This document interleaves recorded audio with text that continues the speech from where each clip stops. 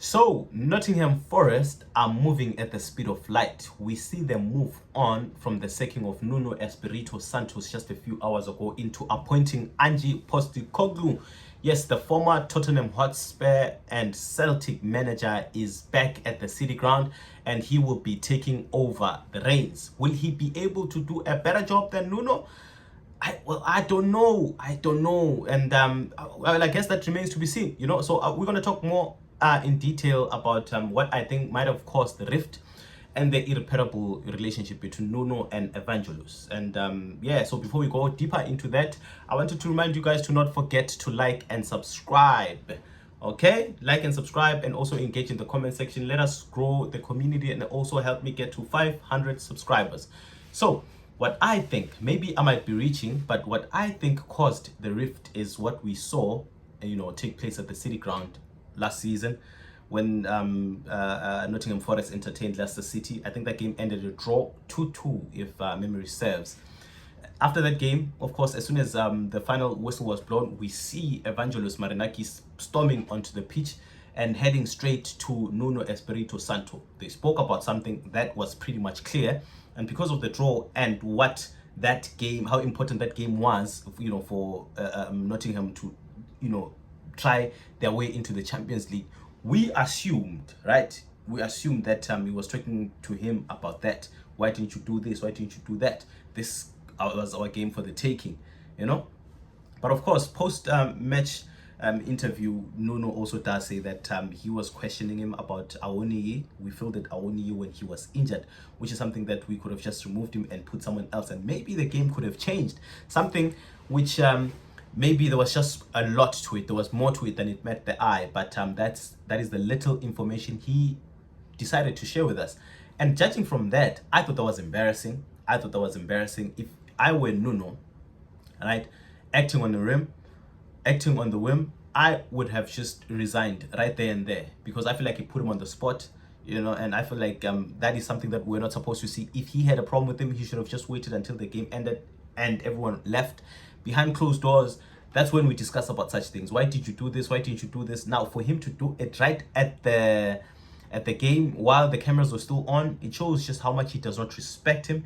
It shows how much little he thinks of him. Maybe it's because he is his employee and he just thinks that of him, And with what he has achieved, though, I feel like he deserved respect. I feel like he deserved respect. He deserved the time for him to do things as he sees fit. If you are to talk to him, if you are to, help him see things that you don't think he sees, it's something that is reserved for closed doors.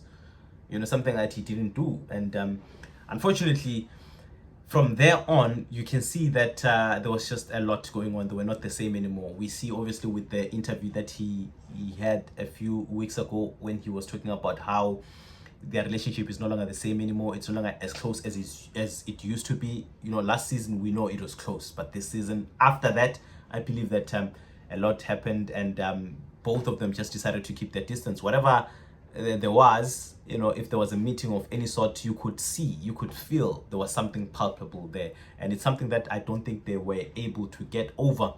Also, another thing that might have also caused that as well was the interview that he had a few weeks back before the Premier League commenced, when he spoke about how unbalanced his squad was and how far off, from being ready they were before the Premier League began.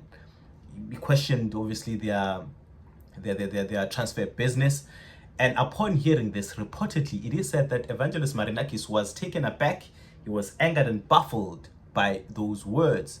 And that also might have, taken a turn into the club's direction as well. They just thought, what, maybe this is not someone we can move forward with. And also not forgetting, his first 3 games, they were not really that good. They just lost to West Ham 3-0 at home, against a West Ham side that has lost, 2 opening fixtures. They were supposed to beat that team. They were there for the taking, and they couldn't. Then maybe that was the final nail to the coffin, and they decided to just leave it at that and just sack him and find a replacement. Do I think it was the best thing for him to do, Evangelist? I don't think it was. Because I believe that Nuno was the right man for the job. What he needed was he just needed to give him everything and just let him be. You can advise him, every now or once in a while, but don't meddle into what he does. He knows what he's doing.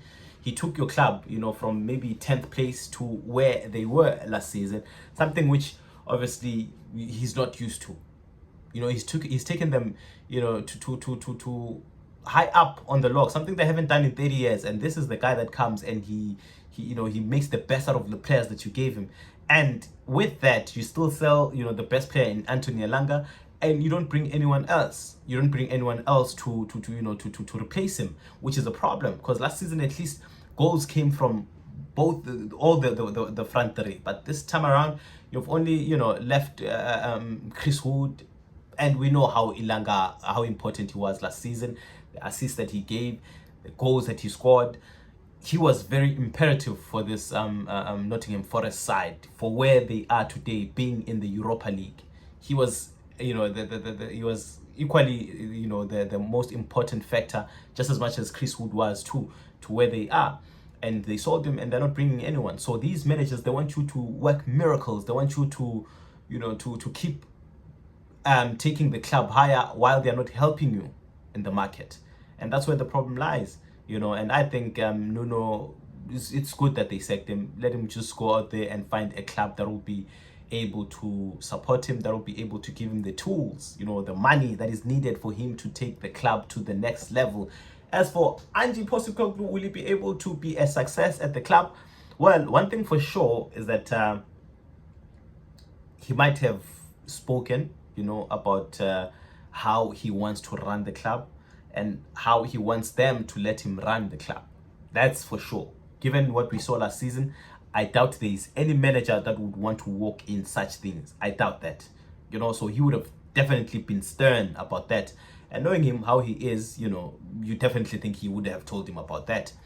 And apart from that, of course, how he performed with Spurs, it left a lot to be desired in the league, that is. And we know how important the league is. The league is very important, guys. To this day, Arsenal are not winning trophies, but they are admired.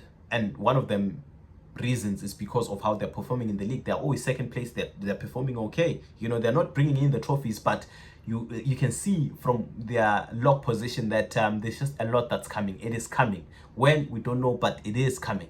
And that's something that Ange could not do. He was 16th in the league last season. 16th in the league. He still won the Europa League, but it was just not enough for for him to be kept at the club, or for him to keep his job rather. So given his league performance, do I think he's going to do well there?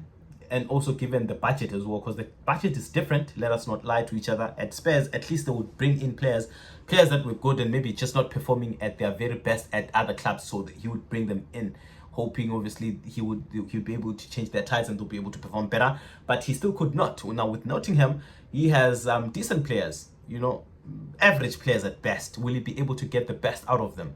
That is what we are waiting to see. Do I think he can be able to get something with them? Can he be able to improve them? Not really sure, but I think they'll just go back to where they're used to being, 10th place or 11th place, just fighting for survival. That's where I see them going. Will they do better in the Europa League as well? Maybe, because now we talk of Ange Postecoglou, a manager who has managed to win it last season, even though he was performing poorly in the league, but he made sure that he performed better in the Europa League. And maybe that is something that he can be able to give the Nottingham Forest fans. Thank you guys for watching until this far. Please don't forget to like and subscribe, and also engage in the comment section. Help me get to 500 subscribers. See you soon. Bye-bye.